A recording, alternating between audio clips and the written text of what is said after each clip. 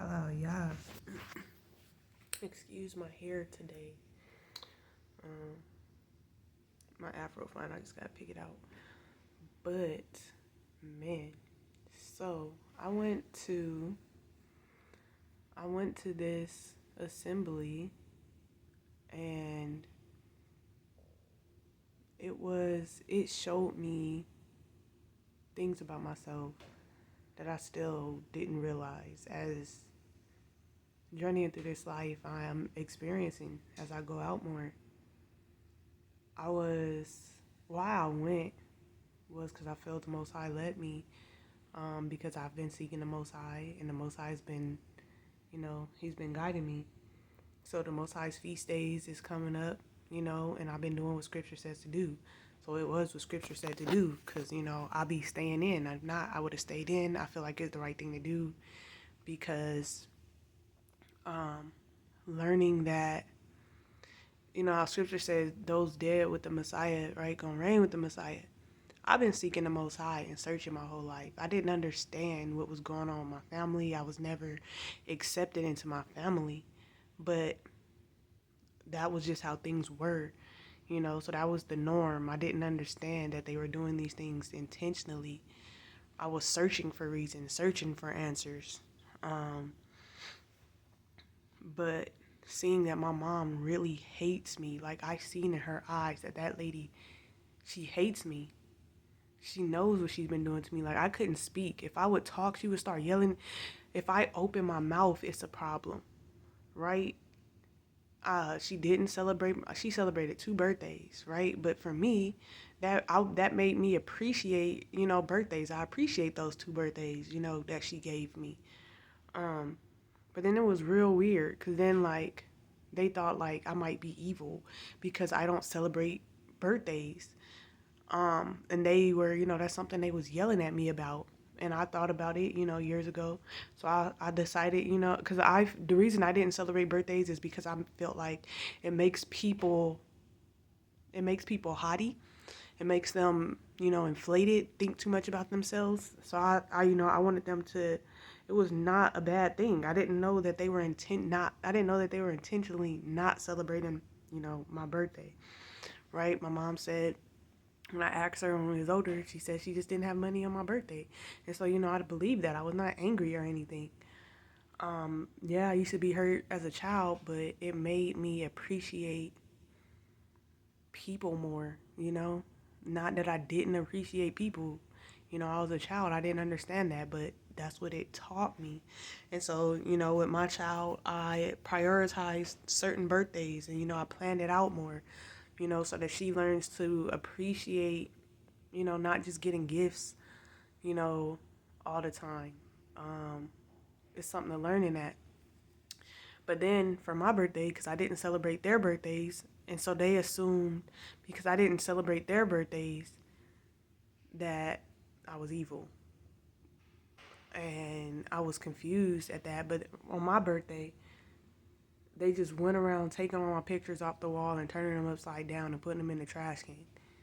And it was very weird and eerily, right? I was an adult. Like, I didn't understand why I was still being treated this way.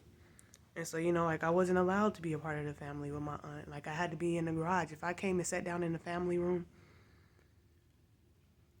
I got beat. I wasn't allowed to. So, getting back, I went to this assembly, and the Most High been drawing me out. The reason, so it was timing. The Most High was showing me the timing, but I still wasn't. But I came out here. The Most High caused from that family abuse and stuff. I ended up in jail, fleeing from the abuse. I ended up at a place that was completely unlivable. The people took advantage of my situation. They wouldn't fix the place up. And so I was forced between paying rent or fixing that place up, patching the holes in the wall, and, all that other stuff. Because I was not gonna, like, I had a child there, because if it was just me and I didn't have a kid, I probably would have just bought a couple more blankets, put some tape over it, yeah, something. But having a child, I had to make sure that place was livable for her. And I put in work orders for months, and these people wouldn't fix it. So I let them know, like, if you're not going to fix it, I'm going to be forced to fix it. I'm not going to be paying rent until I finish fixing these things, and I'll return paying rent. So the third month, the police broke in and assaulted me and my child. And that's how my daughter went to go with her dad. And now my family won't let me see my daughter either. I let my son willingly go with his dad, and he would not let me see my son anymore. I seen my son a few times, like literally 2 or 3 times, when my husband came to see my sister, which I did not think was weird because it was for my nephew's birthday. And I just felt like maybe he was being petty. I did not know they were in a whole relationship. But this how I was treated in my family. So when I went, I was excited.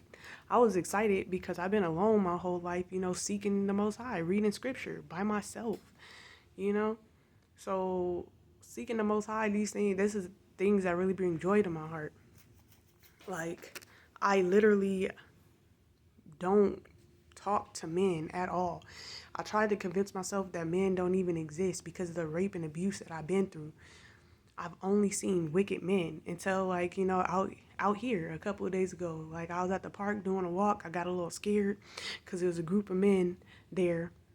At first they, kind of like sitting on the bench. But I guess they was taking like a little warm up. But it was so beautiful because I was like, let me not be scared. And I was a little scared, but I like playing Pokemon Go on my phone so that way I could have a reason to not, because guys do be trying to talk on the street and stuff. I make sure every time I walk by, I be on my phone. I used to be on my phone not doing nothing, and then they be trying to call my bluff. I be on my phone playing my Pokemon Go as I'm doing my workout. So I'm purposing my fun in what I do. So I get in my phone so I have something to be doing. These men, they was there with their sons or nephews or whoever. They was there with their sons. They set them at the table. They beautiful, gave them some instructions, right? And then they started having them work out, motivating them. Didn't pay no attention to me, and I love that. Made me feel safe to go outside. I don't go outside because men make it feel so unsafe in the world. When I was in the military, I had to escape sexual assault sometimes on the daily. And after that, an experience in my childhood, I just didn't go outside no more. It don't feel safe.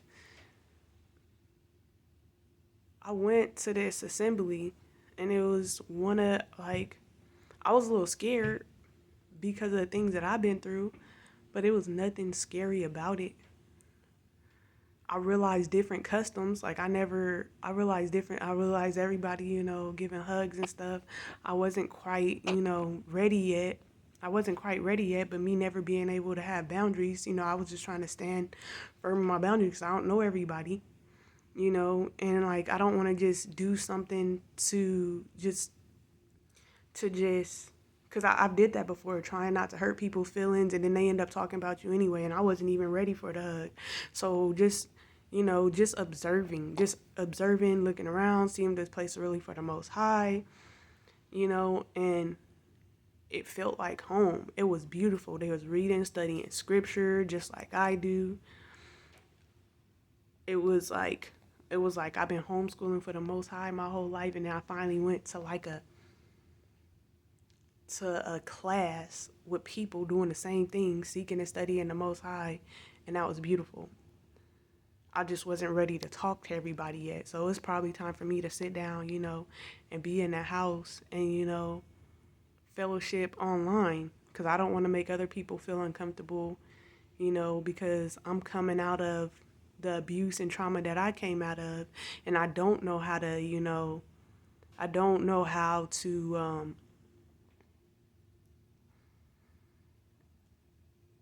I don't know. Like, I see that they probably think that I'm weird, after the second visit.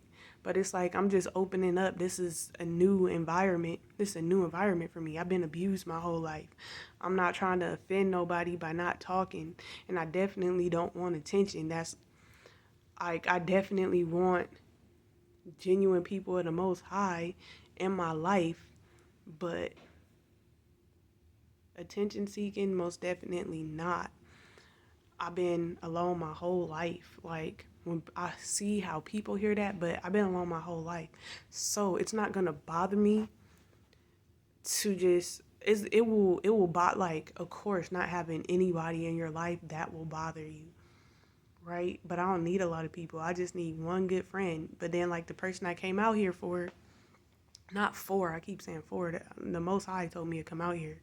But with the person the Most High used to draw me out here away from all that I was going through, like, it's very clear that she doesn't want a relationship, even though she says that she does, because that situation is becoming very toxic. And so it's time to let that go. And I didn't want to fall into cycles, because every time it's just so many problems coming up, and then instead of the problems being addressed, it's being masked. So that's also another reason why I went, because then if I let go, I'm gonna, within like probably 2 weeks, because I'm just gonna be chilling, everything gonna be cool, I'm gonna be minding my business, and then I'm gonna start. It's like you can't just completely be away from people. Like, it's gonna be hard. Like, I would probably go back and try to figure out like what's going on, and I'm trying to break out of these abusive cycles. So I knew I needed to put myself around more people. I wanted to put myself around more people so that I don't feel alone. I didn't think about this, but I didn't actually want to form relationships yet. I just wanted to be around people so that I don't feel lonely. But then people want to talk to me and I don't know what to say, because I've been abused all my life and wasn't allowed to talk. And I don't know how to be in relationships. I'm learning. I wanted to come be around people and watch so that I can learn. But people are watching me too, and I don't know how I look. I don't know how I look. So, yeah, just gonna sit down, observe from home, and continue to grow and heal on my journey. But I thought it was beautiful. I thought that it was beautiful, people seeking the Most High. Yes, it scared me because of the topic. The topic was flee fornication, and that topic was definitely for me because my sister and my husband is in an affair. I have not been with anyone sexually since I was with my husband. I have not ever since me and my husband. That was the last time. My husband told me, he beat me and told me if I did not get another woman, he would find one for me. So instead of doing that, I prayed about the situation, and I prayed that if the Most High had for us to have a wife, that he blessed the situation. And so yes, I did pray, and the next day, literally, after my husband had abandoned me for some months and wouldn't talk to me, and I was going through all these tribulations, and he told me he was gonna make me suffer, and after, it was just, I was in pain from being alone, and I cried out to the Most High and asked him to send the person that he had for my life. The next day, he sent Amber, and that's what really healed my heart. I had this big hole in my heart. My mom didn't give me hugs. My husband didn't give me hugs. She gave me hugs, and we never did anything sexually, and that showed me that I didn't even want sex. I just wanted hugs. And it healed my heart, and it gave me the strength to go on. And I focused on my children. I thought that's what we were doing, both focusing on our children, working on ourselves and our goals, and we was going to get back together. That's what I thought. But, it's been some years. It's been about, 5 years? And that's stagnant. So letting go of that too, and just focusing on getting my children back and seeking the Most High. That's what I'm focused on. I'm just out here seeking the Most High, and I'm glad to see people seeking the Most High too. And I'm learning and growing.